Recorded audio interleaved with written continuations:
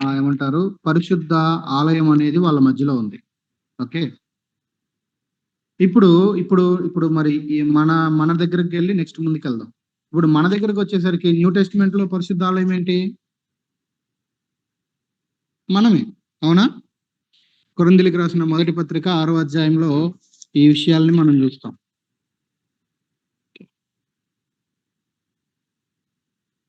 ఆరో అధ్యాయం కాదు, 3వ అధ్యాయం. మొదటి కొరింథీ 3లో ఏం చూస్తాము? 16వ వచనంలో మీరు దేవుని ఆలయమై ఉన్నారనియు దేవుని ఆత్మ మీలో నివసించుచున్నాడనియు మీరు ఎరుగరా? ఎవడైనను దేవుని ఆలయమును పాడు చేసిన ఎడల దేవుడు వానిని పాడు చేయను. దేవుని ఆలయము పరిశుద్ధమై ఉన్నది, మీరు ఆ ఆలయమై ఉన్నారు. కింద ఫుట్ నోట్ లో మీరును పరిశుద్ధులై ఉన్నారు.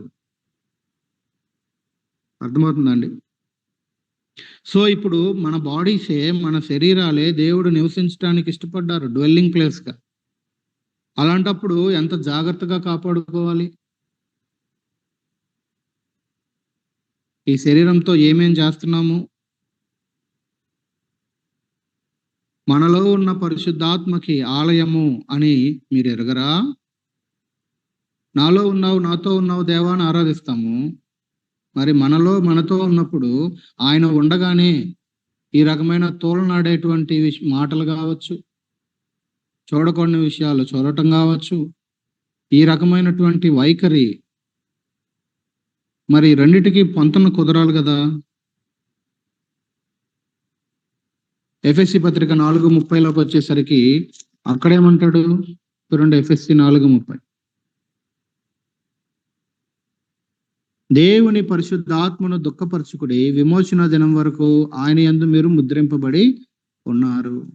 ఆయన పరిశుద్ధాత్మను దుఃఖపరచద్దు, మనలో ఉన్నారు. చెయ్యి చెయ్యి చెయ్యి అని కొన్ని చెప్తా ఉంటాడు ఆయన. నువ్వు ఎన్నన్నా చెప్పు, నేను చేయను. అది ఆర్పు వేసుకోవటం. చెయ్యొద్దు నాన్న, వద్దు నాన్న, ప్లీజ్ చెయ్యొద్దు చెయ్యొద్దు చెయ్యొద్దు అంటే అదే మళ్ళీ మళ్ళీ చేస్తాడు. వద్దు అన్న పనిని చేస్తే దుఃఖపరచటము, చెయ్యి అన్న పనిని చేయకుండా నిర్లక్ష్యంగా ఉండటం ఆర్పివేసుకోవటం. సింపుల్ గా గుర్తుపెట్టుకోవాలంటే ఆయన ఆత్మను మీరేం చేయొద్దు, దుఃఖపరచొద్దు. ఇప్పుడు దేవుడు ఏర్పాటు చేసిన ప్రత్యక్ష గుడారంలోనికి బలిపీఠం మీదకి తీసుకొచ్చి ఒక పందిని ఒకవేళ బలిగా అర్పించాడు అనుకో ఎవడన్నా, అది దేవుడిని అవగౌరవపరచటమేనా? అవిధేయత చూపించటమేనా? అక్కడ అంతా అపవిత్రం అయిపోయిందా? మొన్న హడావిడి చేశారు కదా రీసెంట్ గా ఆంధ్రాలో, ఏదో నెయ్యి వాడారు, కొవ్వు వాడారని అపవిత్రం అయిపోయిందంతా. ఇది అంతకంటే ఘోరం. ఇది చాలా భయంకరమైంది. ఒక యూదుడు గనక ఒకవేళ అలా చేస్తే ఎంత భయంకరమైంది. అలాంటప్పుడు మరి ఒక క్రైస్తవుడు ఈ ఆలయాన్ని, అనగా దేవుడు నివాసం ఉంటున్నటువంటి ఈ దేహాన్ని, నీ దేహము, నా దేహము, మన దేహాలు, దీన్ని జాగ్రత్తగా కాపాడుకోకపోతే అపవిత్రమైన వాటిని ఎక్కించుకోకుండా అపవిత్రమైనవి ఎందుకంటే హృదయం నిండి ఉన్న దాన్ని బట్టే నోరు మాట్లాడుతుందని బైబిల్ క్లియర్ గా చెప్తుంది. అవునా? ఇప్పుడు హృదయాన్ని దేంతో నింపుకుంటే అవి వస్తాయి. హృదయాన్ని వాక్యముతోనూ ఇంకొక దాంతో నింపుకుంటా ఉంటే అవి బయటకు వస్తూ ఉంటాయి. హృదయాన్ని వేరే అమ్మల క్లూసులతో నింపుకుంటా ఉంటే ఇంకొకటి రాగానే మళ్ళీ అమ్మల క్లూసులే వస్తాయి. నీకు తెలుసా, నాకు ఆ విషయం తెలిసింది అన్నట్లంట. ఎందుకు మళ్ళీ ఇమీడియట్ గా ఎందుకో టెంపర్ కోల్పోయి ఆ కోపమే ఎందుకు వస్తుంది? దానికి కావలసిన ఫీడింగ్ ఏదో వెళ్తుంది లోపల. ఏ ఫీడింగ్ ఇస్తా ఉంటే అదే బయటకు వస్తుంది. అర్థం కాదు ఏం కాదు కదా. ఇప్పుడు పెయిన్ వచ్చింది, పెయిన్ కిల్లర్ వేసుకుంటాం, నొప్పి కంట్రోల్ అవుతుంది. అవునా? జ్వరం వచ్చింది, పారాసెటమాల్ వేస్తాం, ఫీవర్, టెంపరేచర్ కొంచెం నార్మల్గా వస్తుంది. ఏది లోపలికి వేస్తే అదే కదా, దాని రియాక్షన్స్ ఉంటాయి కదా.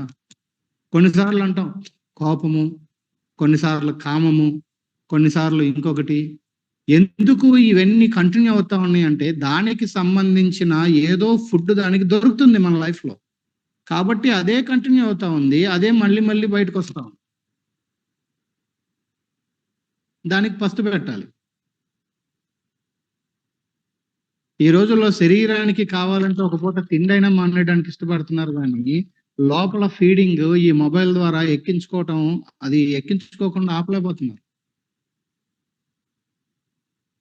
చాలా చాలా జాగ్రత్తగా ఉండాలి. సరే ఇక్కడికి రండి. ఇంతకీ ఆయన చెప్పింది ఏంటి? ఆయన ఎవరో చెప్పాడు, ఆయన ఏం చేశారో చెప్పారు, ఆయన ఎక్కడున్నారో చెప్పారు. ఇవి చెప్పిన తర్వాత ఆయన అన్నాడు కదా, నేను ఎవరినో చెప్పాను, నేనేం చేశానో చెప్పాను, నేను ఎక్కడున్నానో చెప్పాను. ఇప్పుడు మీరేం చేయాలి అని అంటే, నేను చెప్పిన దానికి మీరు విధేయత చూపించి, ఎన్ని మాటలు చదివాం అక్కడ 3వ వచనంలో? నడుచుకోవాలి, ఆచరించాలి, అనుసరించాలి, ప్రవర్తించాలి. సింపుల్ గా చెప్పడం, చెప్పింది చేయాలంతే. ఎంతగా మనము దేవుని వాక్యాన్ని, బైబిల్ని నమ్మాలి అని అంటే, దేవుని సేవకుడు భక్సింగ్ గారు అంటారు కదా, ఆయన యోనా గ్రంథం గురించి మాట్లాడుతూ, తిమింగలం గడుపులో ఒక మనిషి పట్టడం అనేది ఈజీనే, అది నమ్మదగిన సత్యంగానే ఉంది. కానీ యోనా కడుపులోనే తిమింగలం ఉంది, యోనానే మింగాడు అని అది బైబిల్లో ఉంటే నేను నమ్ముతాను అంటాడు. అంటే దేవుని వాక్యానికి ఆయన ఇస్తున్న విలువ, అది అర్థం చేసుకోవడానికి చెప్పాడు ఎంతకైనా ఎగ్జాంపుల్. కొన్నిసార్లు వాక్యంలో కొన్ని ప్యాసేజీలనేమో నమ్ముతారు, కొన్నిటినేమో ప్రశ్నిస్తారు. కొన్నేమో నాకే, కొన్ని నాకు కాదు. నో, బైబిల్ మొత్తము నీ కోసమే, బైబిల్ మొత్తం నా కోసమే. అందుకనే దేవుని వాక్యాన్ని ఉన్నది ఉన్నట్టుగా నమ్మగలిగేటువంటి పరిస్థితిలోకి రావాలి. ఆ టైంకి నీకు అర్థం కాకపోవచ్చు, మెల్లిగా అర్థమవుతాయి విషయాలు. అంత మాత్రం చేత, మనకు అర్థం కానంత మాత్రం చేత అక్కడ ఏదో తప్పు ఉందని కాదు. బైబిల్ని అంతగా మనము దృఢంగా నమ్మాల్సిన అవసరం ఉంది. ఇప్పుడు రండి, ఆయన కొన్ని బ్లెస్సింగ్స్ ని చెప్పాడు.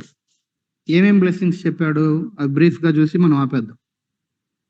4-5 వచనాలలో ముందుగా, వర్షాకాలంలో మీకు వర్షం ఇస్తాను, మీ భూమి పంటలను ఇస్తాను, పొలాలేమో చెట్లు ఫలిస్తాయి, ద్రాక్ష పండ్ల కాలం వరకు మీకు నూర్పు సాగుచుండును, మీరు తృప్తిగా భుజించి దేశంలో నిర్భయముగా. సో మొట్టమొదటి ఆశీర్వాదము ఏంటి? దేవుడు కొన్ని వాగ్దానాలు ఇచ్చాడు. ఇప్పుడు ఈ కాంటెక్స్ట్ అందరికి నచ్చుతుంది, అవునా?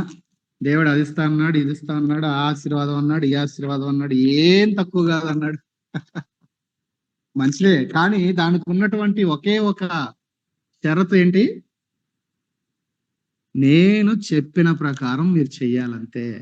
ఇంక దానికి ఏమి, కొత్త నిబంధనకు వచ్చేసరికి ఇంకా కొత్త డెవలప్మెంట్ ఏం లేదు. ఒకటే ఒకటి, ఏంటది?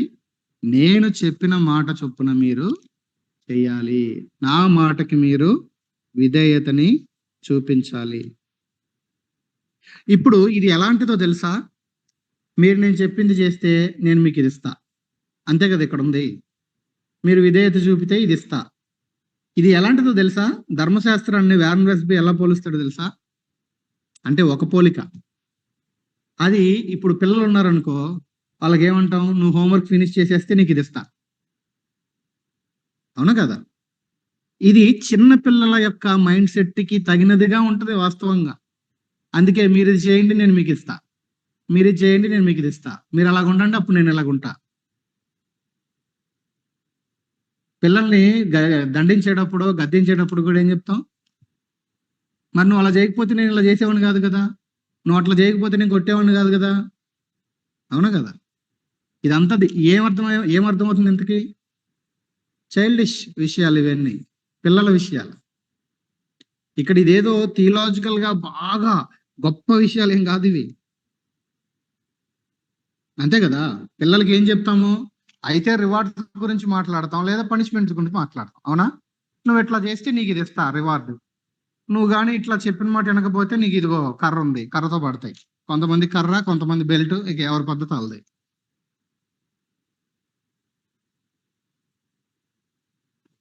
మా చిన్నప్పుడు అయితే మా అమ్మ ఇంక అంటే ఏం దొరికితే అదే, ఇక పర్టికులర్ గా ఇదని ఉండేది కాదు.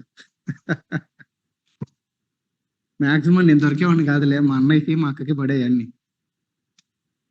నేను బయటికి వెళ్ళిపోయి బయట గొల్లం పెట్టేవాడిని, వాళ్ళిద్దరు ఉండిపోయేవాళ్ళు లోపల. పాపం అన్నీ అల్లకే పడాయి మెజారిటీ అన్ని. అంటే ఇక ఎలాగంటే కొన్నిసార్లు తీసుకెళ్ళి ఎట్లా అంటే ఆ తలకాయ వెళ్ళి స్విచ్ బోర్డులు పగిలిపోయిన సందర్భాలు ఉన్నాయి. అలా కొట్టేదనమాట. అంటే పనిష్మెంట్, రివార్డ్ ఈ రెండు ముందు పెట్టి ఒక విషయాన్ని చెప్పటం అనేది అది చిల్డ్రన్ థింగా లేకపోతే పెద్దవాళ్ళ థింగా? మీరే చెప్పండి, త్వరగా స్పందించండి. ఒప్పుకుంటారా?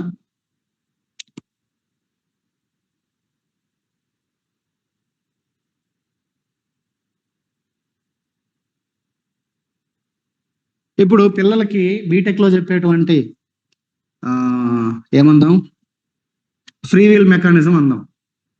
ఇప్పుడు వాడికి కూర్చోబెట్టి ఫ్రీ విల్ మెకానిజం థియరీ అని చెప్పి మొదలు పెడతంటే ఒక మంచి లెక్చర్ ఇచ్చాం, ఒక 1.5 hours థియరాటికల్ గా.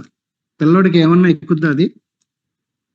వాడికి ఇంకా ఏబిసిడీనే తిన్నగా తెలియదు, ఒక సెంటెన్సే తెలియదు. నువ్వు పెద్ద లెక్చర్ ఇస్తే వాడికి అర్థమవుద్ది అది? సో ధర్మశాస్త్రము అనేది అలాంటి బాల శిక్ష కూడా ఆయన అని ఎందుకు రాయబడింది? గలతీకి వచ్చేసరికి దేవుని దగ్గరికి రావడానికి ధర్మశాస్త్రం ఎలా ఉపయోగపడిందంట? బాల శిక్షకుడు. మనకి తెలుగులో పెద్ద బాల శిక్ష ఇవి ఉన్నాయి కదా, బేసిక్ విషయాలు ఇవన్నీ. ధర్మశాస్త్రము దేవుడు ఇచ్చినటువంటి విధులు, కట్టడలు. అందుకే ధర్మశాస్త్రం ధర్మమీటర్ లాంటిది. ధర్మమీటర్ జ్వరం ఎంత ఉందో చూపిస్తుంది తప్ప జ్వరం తీరు. ధర్మశాస్త్రము ఏం చూపిస్తుందంటే నువ్వు తప్పిపోయావు, నువ్వు పడిపోయావు, నువ్వు దేవునికి దూరం అయిపోయావు అని చెప్తుంది తప్ప అది తీరు. అది తీయడానికే ఏసై వచ్చాడు. ఇప్పుడు ఏసై ద్వారానే ఇప్పుడు అది పోతుంది. సింపుల్ గా గుర్తుపెట్టుకోవాలంటే ఏంటి, ధర్మశాస్త్రం ఎలాంటిది? ధర్మమీటర్ లాంటిది. అది తప్పుని చూపిస్తుంది, తీసివేయట్లా. ఓల్డ్ టెస్ట్మెంట్ లో తప్పులన్నీ కూడా వీళ్ళు అర్పిస్తున్న బలుల ద్వారా కప్పబడ్డాయి అంతే. అంటే కొంతకాలము తర్వాత యేసుక్రీస్తు ప్రభు సిలువలో చేయబోయేటువంటి బలి, దానికి ఛాయగా ఉన్నటువంటి బలులు వీళ్ళు అర్పించుకుంటూ వచ్చారు. ఇప్పుడేమో యేసు ప్రభు బలి అయిపోయిన తర్వాత మనందరం ఈ పక్క ఉన్నాం. మనం ఏం చేస్తున్నాం? ఆ రోజేమో విశ్వాసం ద్వారా జరగబోయేటువంటి సిలువను చూసారు వాళ్ళు. ఇప్పుడు విశ్వాసం ద్వారా వెనక్కి తిరిగి జరిగిపోయిన సిలువను చూస్తున్నాం. వాళ్ళకి మనకి కామన్ విశ్వాసమే. ఆ రోజు బలుల ద్వారా వాళ్ళు ఏదో గొప్పగా ఏదో దిగొచ్చింది ఏం లేదు వాళ్ళకి.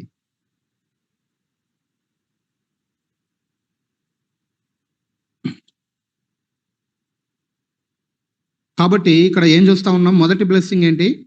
అందుకనే ఇది చైల్డిష్ విషయాలు అనమాట. వాళ్ళకి పెద్ద పెద్ద లెక్చర్లకు కాకుండా నువ్వు విధేయత చూపిస్తే నేను ఇది ఇస్తా, నువ్వు ఇది చేస్తే నేను ఇది చేస్తా అనేటువంటి వైఖరిలో దేవుడు మాట్లాడడాన్ని మనం చూస్తాం. అయితే మీరు ధర్మశాస్త్రాన్ని దాటిన తర్వాత రాజుల కాలం చూడండి, ప్రవక్తల గ్రంథాలు చూడండి, అక్కడెక్కడన్నా ఈ రకమైన వైఖరి ఉండటాన్ని, ఈ రకమైన ప్యాసేజెస్ చూసారా మీరు? చెప్పండి, ఎక్కడన్నా ఉంటే ఒకసారి గుర్తు చేయండి. అట్లాంటి అర్థమవుతుందా? అంటే ధర్మశాస్త్రం వాళ్ళకి బేసిక్ గా, ప్రాథమికంగా వాళ్ళకి దేవుడు అనుగ్రహిస్తా ఉన్నప్పుడు ఈ పిల్లల యొక్క ఫార్మాట్ లో వాళ్ళని అడ్రస్ చేసాడు దేవుడు. నువ్వు ఇది చేస్తే నేను ఇది చేస్తా, మరి నువ్వు చేస్తావో చేయవా? ఇప్పుడు వాడేం చేస్తాడు? ఇప్పుడు కొన్నిసార్లు ఎప్పుడైనా మా పిల్లలకి నేను, మీరు తొందరగా ఫినిష్ చేసేసారు అనుకో వర్క్, మిమ్మల్ని బయటికి తీసుకెళ్తానంట. ఇక మామూలుగా రాసేదానికన్నా స్పీడ్గా రాసేసి వెళ్తారు, ముఖం కడిగేసుకుంటారు, చెప్పులు బయట రెడీ చేసుకుంటారు, వచ్చి నాన్న ఈ డ్రెస్ ఓకేనా, ఏమన్నా నేర్చుకోవాలని అడుగుతారు. మళ్ళీ దువ్వెన పట్టుకొచ్చి మరి తలదు అంటారు. అంటే ఇప్పుడు ఇవన్నీ ఎందుకు జరిగినాయి? బయటికి తీసుకెళ్తాను అనే ఒక మాటను బట్టి ఇవన్నీ టకా టకా టకా జరిగిపోయినాయి. ఇక్కడ అదే వైఖరిలో చెప్తున్నాడు దేవుడు కూడా, నువ్వు విధేయత చూపిస్తే నేను నీకు ఇది ఇస్తా. అమ్మ దేవుడు ఇది ఇస్తాడు కాబట్టి కనీసం ఆ ఇస్తాడు అనే దాన్ని బేస్ చేసుకుని అయినా విధేయత చూపుతారని, ఇది బేసిక్ విషయం ఇది. అయితే ఎదిగిన తర్వాత దేవుడు ఇజ్రాయేలీలతో అట్లా వ్యవహరించలా. ఎదిగిన తర్వాత అట్లా వ్యవహరించాడా? అట్లా వ్యవహరించలా. అందుకని అక్కడ ఆ యొక్క పద్ధతులన్నీ కూడా మారిపోవటాన్ని మనం చూడొచ్చు.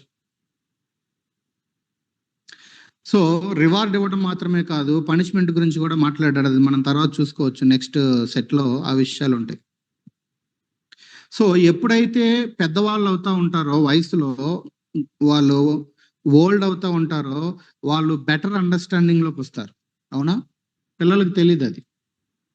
ఇజ్రాయేలీలు కూడా దేవుని విషయాల్లో బెటర్ అండర్స్టాండింగ్ లోకి వస్తా ఉన్నప్పుడు దేవుడు వాళ్ళతో, పెద్దవాళ్ళు అయినప్పుడు పెద్దవాళ్ళతో వ్యవహరించినట్టుగానే వ్యవహరించాడు. సో ఇక్కడ కమాండ్మెంట్స్ ఇవ్వటము, మీరు ఇది చెయ్యాలి అని, ఒకవేళ మీరు చేయకపోతే మిమ్మల్ని శిక్షిస్తాను అని జడ్జిమెంట్ ని చెప్పటము. కమాండ్మెంట్స్ అండ్ జడ్జిమెంట్స్ ఈ రెండు కూడా ఏం చూపిస్తా ఉన్నాయి?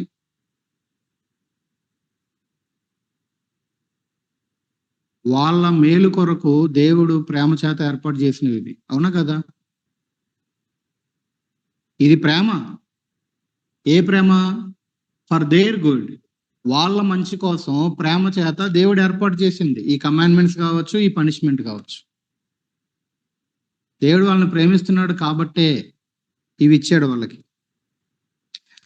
దీని ఎక్స్టెన్షన్ మనము ద్వితీయోపదేశకాండం 28, 29, 33 అధ్యాయాలు చూస్తాం తర్వాత. ప్రాముఖ్యంగా ద్వితీయోపదేశకాండం 28. మీరు నా మాట విని వీటిని అనుసరించిన ఎడల అని పెద్ద లిస్ట్ ఉంటుంది, బ్లెస్సింగ్స్. మీరు నా మాట విని వాటి ప్రకారం చేయకపోయిన ఎడల జడ్జిమెంట్స్ ఉంటాయి. ఇప్పుడు చెప్పండి, న్యూ టెస్టిమెంట్కి వచ్చేసరికి ఇప్పుడు మనకేంటి మరి?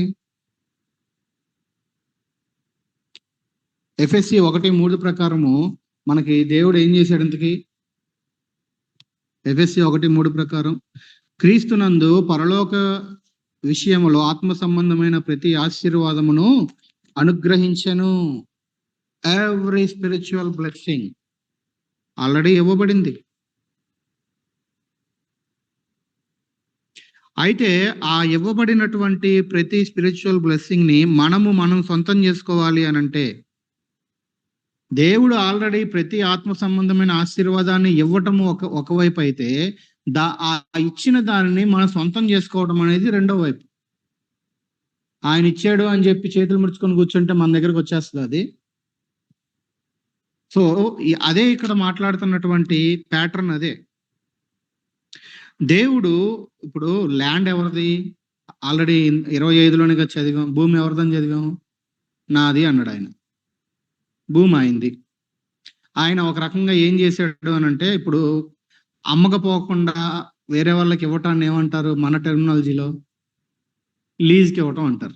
5 ఏళ్ళలో 10 ఏళ్ళలో లీజ్ తీసుకుంటారు, వాళ్ళు వాడుకుంటారు. వీళ్ళ సొంతం కాదు, కానీ వీళ్ళు లీజ్ ఆ అగ్రిమెంట్ రాసుకొని దాన్ని వీళ్ళు యూజ్ చేసుకుంటారు. దేవుడు ల్యాండ్ని వీళ్ళకి ఎలా ఇచ్చాడు? ఒక లీజ్ లాగా ఇచ్చాడు. అది అబ్రహాముతో వాగ్దానం చేసింది మొదలుకొని పాలు తేనెలు ప్రవహించే దేశంలోకి తీసుకెళ్తానని దాన్ని ఆయన ఫుల్ఫిల్ చేసుకుంటూ వచ్చాడు. అయితే ఆయన లీజుకి ఇచ్చాడు, అబ్రహాంతో వాగ్దానం చేసిన దాన్ని పూర్తి చేసుకుంటూ వెళ్తున్నాడు. అయితే ఈ ల్యాండ్ వాళ్ళ సొంతం అవ్వాలి అని అంటే ఇప్పుడు ఇజ్రాయేలీలు చేయవలసింది ఏమన్నా ఉందా? ఆ ల్యాండ్లోకి వెళ్ళిన తర్వాత ఆయన వాగ్దానం చేసినట్టు వాగ్దాన భూమిలోకి తీసుకొచ్చాడు. ఆ భూమిలో వీళ్ళు కాలు పెట్టారు. ఇప్పుడు ఆయన పని అయిపోయింది.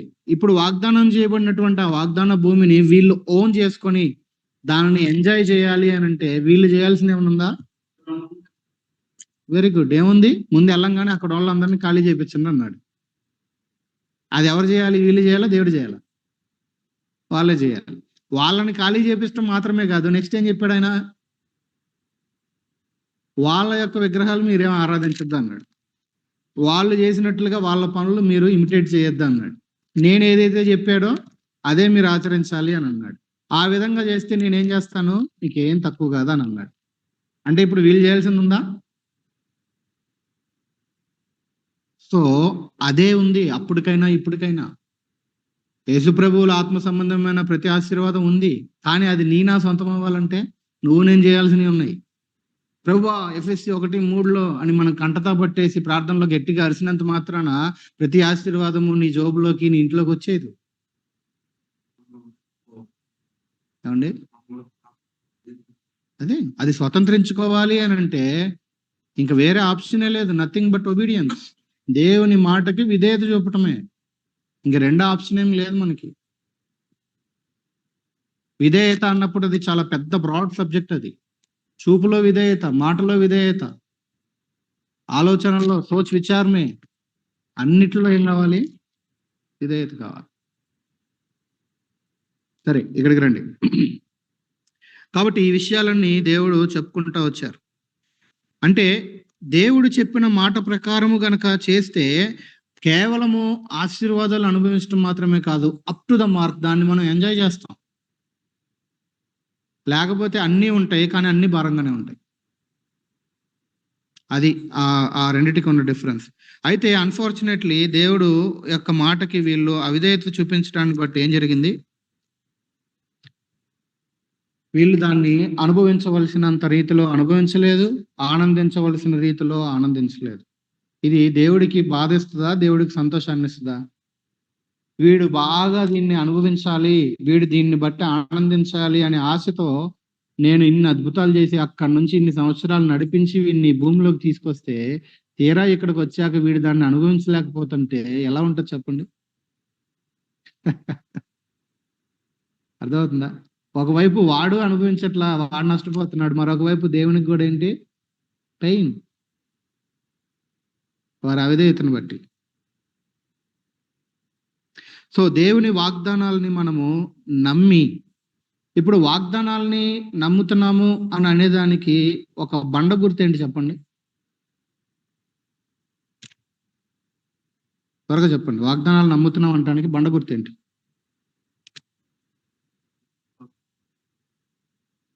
విశ్వాసం ఉంచడం. ఇంకా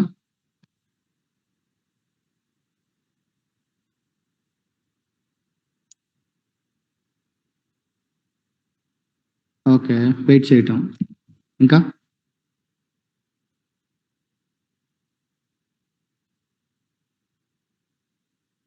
విశ్వాసం ఉంది, నిరీక్షణతో ఎదురు చూస్తున్నావు, చేస్తాడు చేస్తాడు చేస్తాడని, అంతేనా? ఇంకేమైనా ఉన్నాయా? త్వరగా చెప్పండి.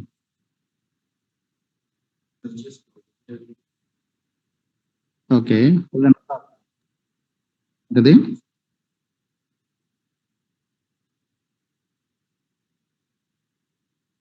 ఓకే, టర్మ్స్ అండ్ కండిషన్స్ చెప్పండి. ఇంకెవరు అడ్మిట్ చేశారు?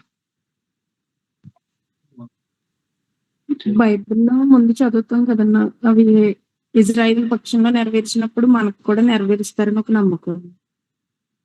ఓకే, విశ్వాసం చెప్పేశారు కదా, విశ్వాసం అయిపోయింది, నిరీక్షణ అయిపోయింది. ఇంకా వాగ్దానానికి తగినట్టుగా జీవించడం అన్న. అది ఇంపార్టెంట్ విషయం ఏంటి? Terms and conditions important. అర్థమవుతుందా? ఒక రైల్వే టికెట్ బుక్ చేసేటప్పుడు వాడు కింద ఇస్తాడు ఏంటది, అవి చదివే ఓపిక కూడా జనాలకు ఉండదు. ఎవడు చదువుతారులేని దాని మీద జస్ట్ టిక్ మార్క్ పెట్టుకొని వెళ్ళిపోతారు నెక్స్ట్ పేజ్కి. రేపు ఏదన్నా తలకాయ నొప్పి వచ్చినప్పుడు తెలుస్తుంది, మరి నువ్వు టిక్ పెట్టావుగా, మాకు సంబంధం లేదు అంటాడు వాడు. అవునా కదా? సో అదే చాలా important. As we trust God promises and obey his commandments. మనము దేవుని యొక్క వాగ్దానాలని నమ్ముతున్నాము అని అంటే అది కేవలము నమ్మి చేస్తాడని ఎదురు చూడటమే కాదు, నమ్మకంలో ఏముంటదంటే క్రియ ఉంటది, విశ్వాసానికి విధేయత ఉంటది.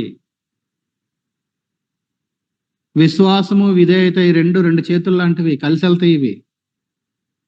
మనం నడిచేటప్పుడు ఒక చేయి ముందుకు వెళ్తే ఆటోమేటిక్గా రెండోది వెనక్కి వస్తుంది. విశ్వాసము విధేయత అట్లాంటివి. నేను నమ్ముతున్నాను ప్రభువా అని గట్టి గడిచిని జీవితంలో విధేయత లేకపోతే ఆ వాగ్దానం ఎలా స్వతంత్రించుకోగలుగుతాం మనం? అర్థమవుతుందండి? ఇంతకీ ఇక్కడ దేవుడు చెప్తున్న మాట అదే, ఇక్కడ రాయబడిన కాంటెక్స్ట్ అదే. దేవుని యొక్క వాగ్దానాలని నమ్ముతున్నాము అనేది అది సరి అయిన నమ్మిక అయినట్లయితే గనక అక్కడ ఆ వాగ్దానానికి అనుగుణంగా రాయబడినటువంటి విషయాలకు సంబంధించిన విధేయత ఉంటుంది. ఇక్కడ ఈ మాట చక్కగా ఉంది, నేను చదువుతాను వినండి. As we trust God promises and obey his commandments we draw upon our spiritual inheritance and are able to walk successfully and serve effectively. Successful గా నడవటానికి, ఎఫెక్టివ్ గా సేవ చేయటానికి, ఆ యొక్క స్పిరిచువల్ ఇన్హెరిటెన్స్ ని, ఆ స్వాస్థ్యానికి దగ్గరగా మనం జరగటానికి కావాల్సింది ఒకటి విశ్వాసం అయితే మరొకటి విధేయత.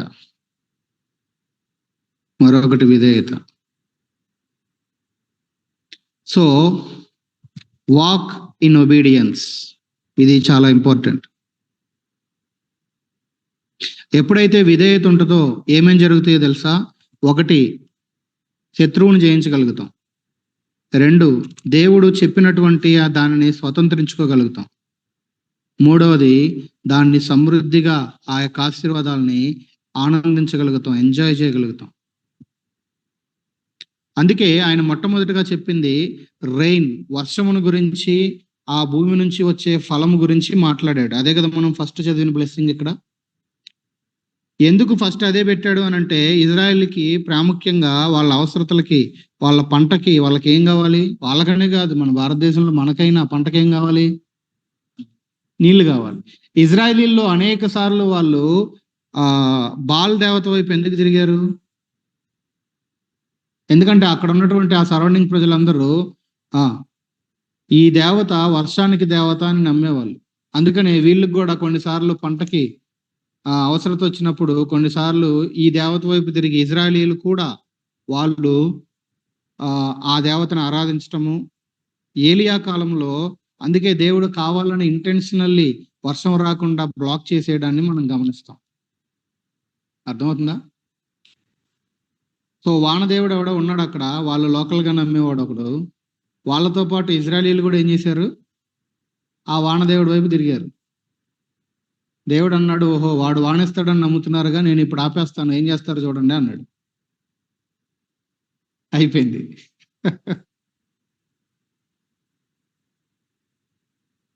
ఆ కొండ మీద అదే కదండి జరిగింది. నిద్రపోతున్నాడేమో లేపండి అంటున్నాడు ఏలియా వెటకారంగా. పాపం గుర్రుపెట్టి పడుకున్నాడేమో లేపండి అంటున్నాడు అరిసే ఆ ప్రవక్తల్ని. సో దేవుడు ఇక్కడ చెప్పినటువంటి మొదటి బ్లెస్సింగ్ ఏంటి? వర్షము, అదేవిధంగా ఫలవర్ధమైనటువంటి పంట. ఇది మొదటి బ్లెస్సింగ్ మాట్లాడాడు. రెండో బ్లెస్సింగ్ ఏం మాట్లాడాడు ఆయన?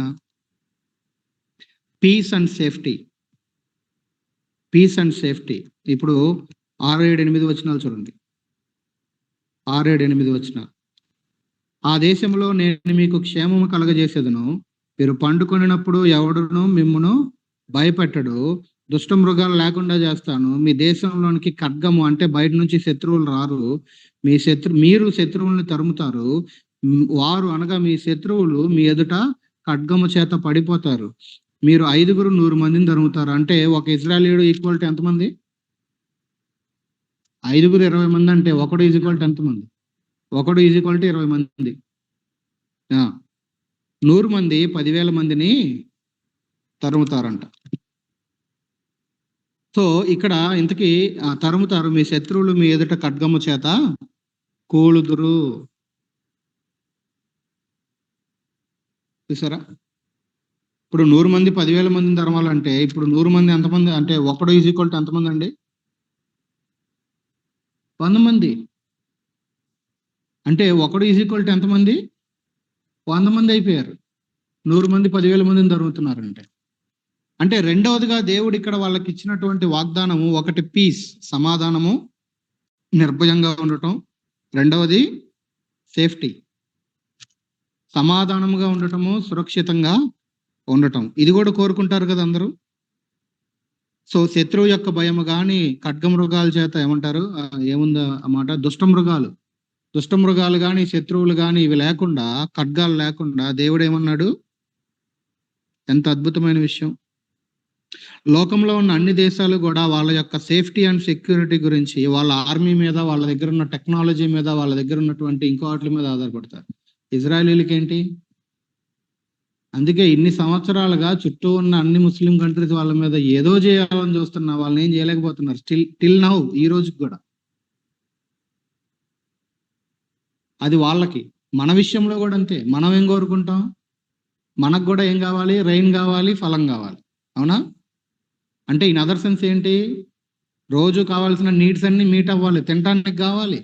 అది కావాలంటే నువ్వు దేవునికి విధేయత చూపించాలి.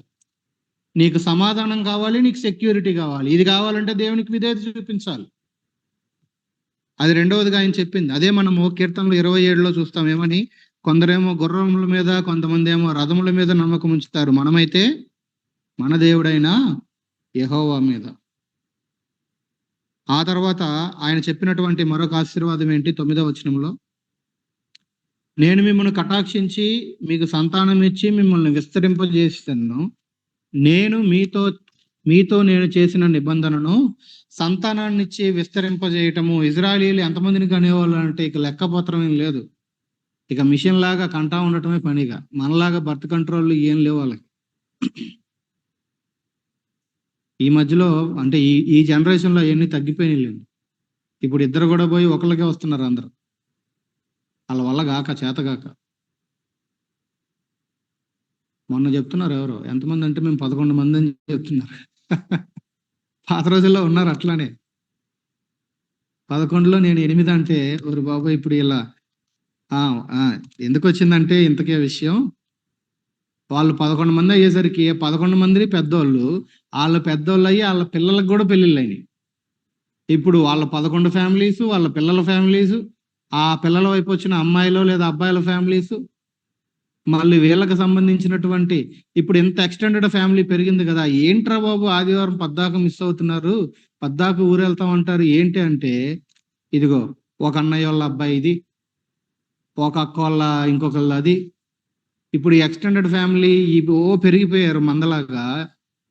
ఉంటే ఉన్నారులేండి, మనం ఏం చేస్తుంది దానికి. దాన్ని నువ్వు బ్యాలెన్స్ చేసుకోవాలి బిలీవర్గా. సో ఇంత పెద్ద ఫ్యామిలీ ఉండేసరికి ఏదో ఒక ఫ్యామిలీలో ఏదో ఒక అకేషన్ వస్తుంది, వెంట వెంటనే వీళ్ళు మందిరంలో కనబడట్లా. ఏంటంటే పలానా దానికి వెళ్ళాం. ఏం చెప్పాలి మరి? వాళ్ళకంటే యేసుప్రభు తెలియదు, మరి నీకు తెలుసుగా. ఇది ప్రాబ్లం. ఇజ్రాయేలీలకి ఆశీర్వాదం అంటే ఏంటి? ఒకటి ఫలము, వర్షం, మరొకటి పీస్ అండ్ సేఫ్టీ, సమాధానము, సంరక్షణ, మూడవది సంతానం. అదే మనం 127, 128 2 కీర్తనలో చూస్తాం. నీ పిల్లల్ని నువ్వు చూస్తావు అంటాడు 128లో. 127లోనేమో ఏమంటాడు? గర్భఫలము ఆయన ఇచ్చే బహుమానం అని అంటాడు. సో ఇన్హెరిటెన్స్ అనేది, పిల్లలు అనేది దేవుని యొక్క ఆశీర్వాదముగా ఇజ్రాయలీలు ఎంచారు. సో వాళ్ళు ఫ్లరిష్ అవటము, సంతానోత్పత్తి అనేటువంటి మరొక బ్లెస్సింగ్ దేవుడు వాళ్ళ ముందు పెడతా వచ్చాడు. అంటే వాళ్ళ యొక్క పాపులేషన్ ని మల్టిప్లై చేయటం. ఓకే, 9 అయింది కదా, ఇప్పుడు రండి 12 అయిపోవచ్చింది, ముగించేద్దాం. తర్వాత ఏమన్నాడు? 10వ వచనం, మీరు చాలా కాలము నిలవై ఉన్న పాత గిల్లిన ధాన్యము తినెదరు, కొత్తది వచ్చినను పాతది ఇంకా మిగిలే ఉంటది. బియ్యం కొట్టుకెళ్తే ఏమడుగుతారు చెప్పండి? పాత బియ్యం ఇవ్వండి అంటారు. ఎందుకు పాతవి కావాలి? రీజన్ ఏంటి చెప్పండి? పాతవి. సిస్టర్స్ చాలా మంది ఉన్నారుగా, ఎందుకు పాత బియ్యం కావాలి చెప్పండి త్వరగా.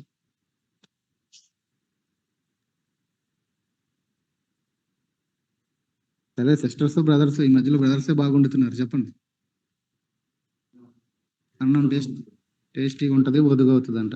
ఇంకా పాత బియ్యం చక్కగా ఉడుకుతాయి అన్న, కొత్త బియ్యం చెడిపోతాయి. కొత్తది చెడిపోద్ది లేదా ఆ గింజ ఇరిగిపోతా ఉంటది, పాతది సరిగ్గా ఓకే. సో దేవుడు ఏమంటున్నాడు? ఇంతకీ కొత్తవి వచ్చినా సరే, అప్పుడే మీరు క్రాప్ కట్ చేసినా సరే, మీకు ఇంకా పాతయ్య ఉంటాయి తినడానికి. మీరు ఏం తింటారు? మళ్ళీ పాతయ్య అని కూడా అనట్లా, చాలా కాలం నిలవ ఉన్న పాతయ్య అంటున్నాడు. అంటే ఇది ఎప్పుడుదో, అంటే స్టిల్ మీకు అంత తక్కువ కాకుండా నేను చూసుకుంటాను. ఇప్పుడు చెప్పండి, దేవుని బిడ్డలు ఒకవేళ కొదువులో కరువులో ఉన్నారు అని అంటే అది మన తప్పిదం అంటారా, దేవుని తప్పిదం అంటారా? చాలా సార్లు దేవుణ్ణి నమ్మి కూడా నేను ఎంత స్ట్రగుల్ అవుతున్నానో, అసలు అవసరతలకు ఎంత ఇబ్బంది పడిపోతున్నానో, కింద మీద పడిపోతున్నాను. అసలు ఏంటో దేవుడు పట్టినట్టున్నాడంటే, దేవుడి కంటే ఎవరు మనల్ని అసలు బాగా పట్టించుకునేది? ప్రాబ్లం మనలో ఉన్న కొన్ని అవిధేయతలో ప్రాబ్లం ఇంకేయో ఉన్నాయి, వాటిల్ని మనం అడ్రస్ చేయాలి. దేవుడు ఎందుకు తక్కువ చేస్తాడండి? దేవుడు ఎందుకు తక్కువ చేస్తాడు? మనుషులంగా మనమే మన పిల్లలకి టైం టు టైం ఇన్ని పట్టించుకోగలుగుతుంటే, ఆ నేచర్ ని మనకి ఇచ్చిన దేవుడికి ఆయనకి ఎంత పట్టింపు ఉంటుంది నీ గురించి, నా గురించి? ఎంత క్లియర్ గా చెప్తున్నాడు. మీరు చాలా కాలం నిలవ ఉన్న పాత ఇది అంటారు, మీకేం తక్కువ కాదు. 25లో కూడా చదివాం కదా. 1 సంవత్సరం వదిలేండి రా బాబు, 6వ సంవత్సరానికి, 7వ సంవత్సరానికి, 8వ సంవత్సరానికి, మళ్ళీ 9వ సంవత్సరం పంట వచ్చే వరకు 3 ఏళ్ల పంట 1 ఇయర్లో ఇచ్చేస్తాను. మీరు జస్ట్ నాకు విధేయత చూపించండి చాలు. ప్రతిసారి ఆయన కోరుకుంటుంది ఏంటి? నీ దగ్గర నుంచి, నా దగ్గర నుంచి నేను చెప్పిన మాటకి లోబడండి చాలు. లోబడికే కదా ఈ సమస్యలన్నీ, లోబడికే కదా ఈ హెల్త్ ఇష్యూస్, లోబడికే కదా ఈ ఫినాన్షియల్ స్ట్రగుల్స్. చివరికి 11-12 వచనాలు చూడండి. నా మందిరం మీ మధ్య ఉంచేదను, మీ అందు నా మనస్సు అసహ్యపడదు. ఎప్పుడు విధేయత చూపించినప్పుడు. నేను మీ మధ్య నడిచేదను, మీకు దేవుడినై ఉందును, మీరు నాకు ప్రజలై ఉందరు. కాబట్టి ఇంకొక బ్లెస్సింగ్ ఏంటో తెలుసా? ఆయన యొక్క ప్రెజెన్స్, ఆయన సన్నిధి. నేను ఎప్పుడు మీ మధ్యలోనే ఉంటాను. నువ్వు విధేయత చూపించావా, నేను మీ మధ్యలోనే ఉంటాను. మీ మధ్యలో ఉండటం మాత్రమే కాదు, ఏమంటున్నాడు ఆయన? నివసిస్తాను. ఏమని చదువుతున్నావు అక్కడ? నా మందిరాన్ని ఉంచుతాను, నా మనస్సు అసహ్యపడదు, మీ మధ్యలో నడుస్తూ ఉంటాను, మీకు దేవుడినై ఉంటాను, మీరు నాకు ప్రజలై ఉంటారు. ఆయన ప్రెజెన్స్ మరొక బ్లెస్సింగ్, ఆయన సన్నిధి. 13వ వచనం చివరిగా, మీరు ఐగుప్తీయులకు దాసులు కాకుండా వారి దేశంలో నుండి మిమ్మును రప్పించి తిని, నేను మీ దేవుడినైన యెహోవాను, నేను మీ కాడి పలుపులను తెంపి మిమ్మును నిలువగా నడవజేసి తిని. సో నేను ఇన్ని చేశాను కాబట్టి మీరు గనక నేను చెప్పిన మాటలకి విధేయత చూపించినట్లయితే గనక నేనే ఏమేం బ్లెస్సింగ్స్ తీసుకొచ్చాడు ఆయన? ఒకటి వర్షము, పంట. రెండో బ్లెస్సింగ్ ఏం చెప్పాడు ఆయన? సేఫ్టీ అండ్ సెక్యూరిటీ, దుష్టమృగాల నుంచి, శత్రువుల నుంచి, ఖడ్గం నుంచి. మూడో బ్లెస్సింగ్ ఏం చెప్పాడు ఆయన? ఆయన యొక్క సన్నిధి, హిస్ ప్రెజెన్స్. కాదు, మూడో బ్లెస్సింగ్ ఇది ఉందిగా. నాలుగో బ్లెస్సింగ్ ఏం చెప్పాడు ఆయన? ఆయన యొక్క సన్నిధి.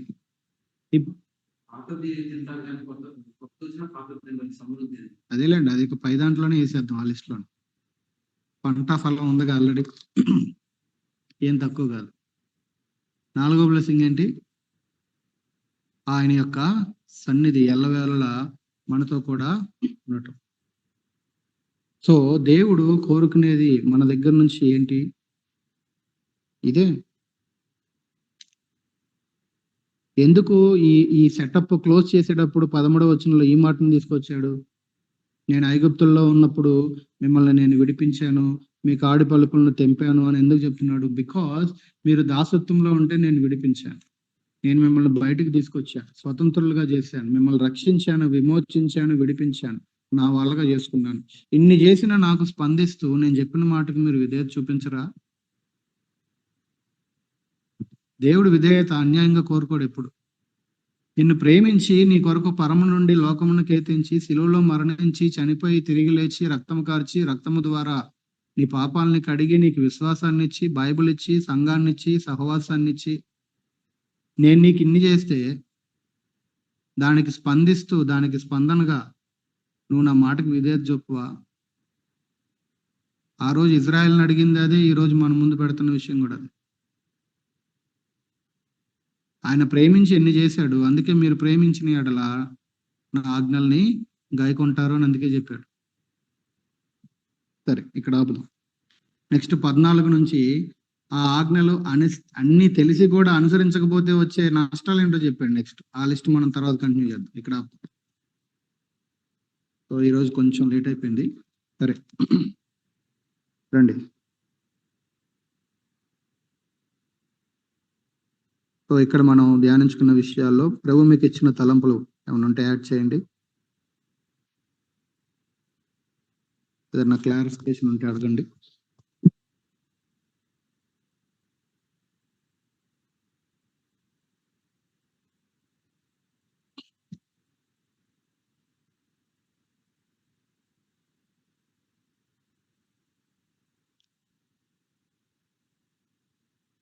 చెప్పండి త్వరగా.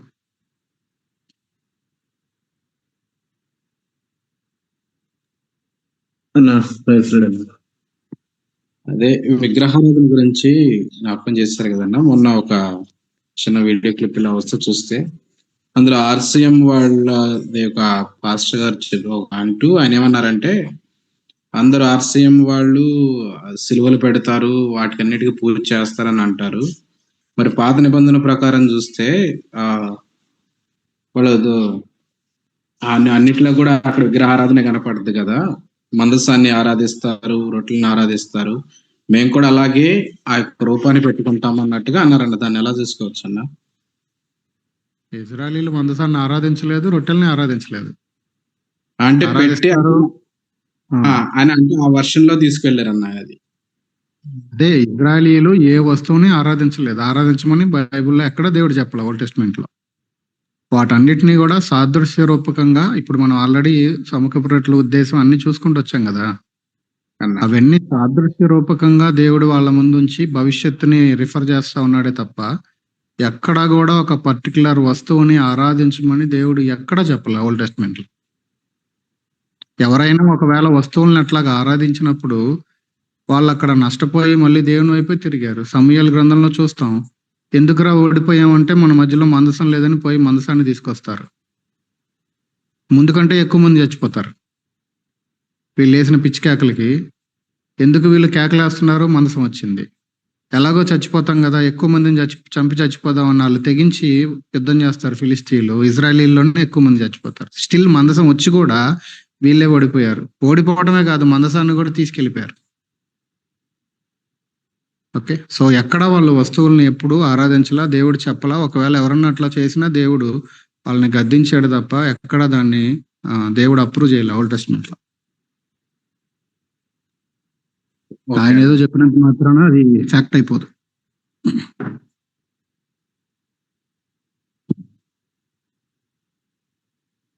ఇంకా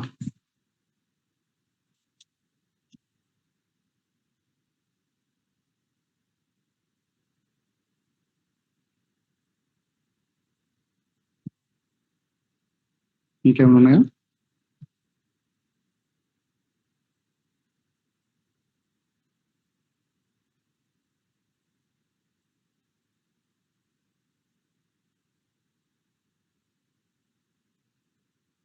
సరే, సో నెక్స్ట్ వీక్ అక్కడ 14 నుంచి చివరి వరకు కనీసం 1-2 సార్లు చదువుకొని చెప్పుకోవడానికి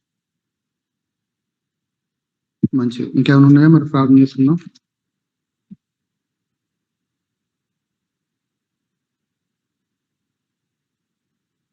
చేయండి, ఆన్లైన్ వాళ్ళకి ప్రార్థన చేయండి, మందిరం వాళ్ళకి ప్రార్థన చేసి ముగించుకుందాం.